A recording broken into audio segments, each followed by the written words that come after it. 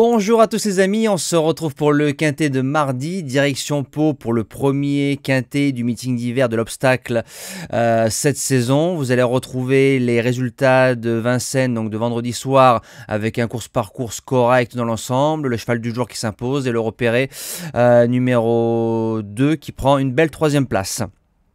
Présentation du quintet de mardi, le prix Biraben Foie Gras, donc anciennement appelé prix Georges Pastre, qui va se disputer en Réunion, course 4, départ 13h50.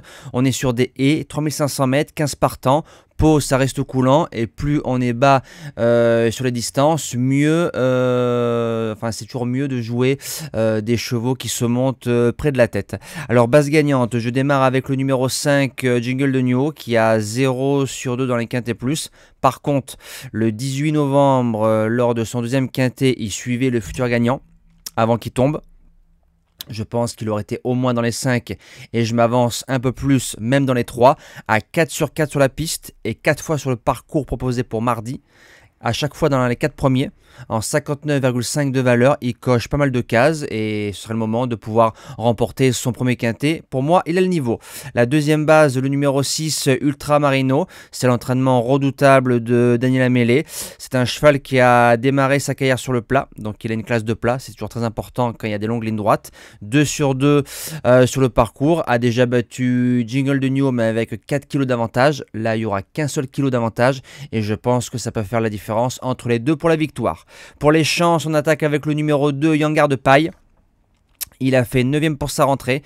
Derrière, il s'est imposé à Auteuil. Ensuite, 5e du quintet de référence. 3 sur 3 sur le parcours. Et c'est un cheval en général qui fait devant méchant. Donc, il a largement sa place dans le quintet. De ce quintet, pas très relevé au papier. En 4e position, le numéro 3, Sweet David, qui a 3 sur 4 dans les handicaps, placé de listed et de groupe. 2 sur 2 sur le parcours. Redescend un petit peu de catégorie par rapport à ce qu'il a affronté de mieux. Pour les places, c'est un grand oui. En 5e position, j'ai mis le numéro 10, Jury Bleu.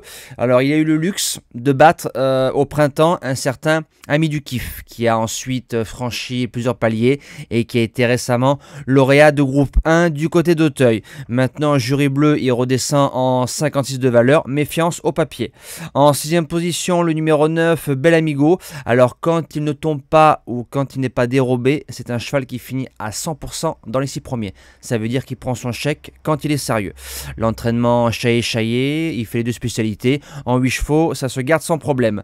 En 7e position, le numéro 13, Osax Alina.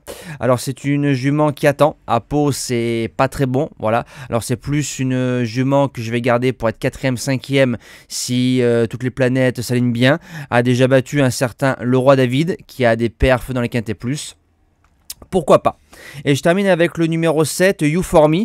Il est 3e de la course de référence du côté de Compiègne. La course où il fait 3e de Bel Amigo. 2 sur 2 sur le parcours. L'entraînement de Gabriel Linders.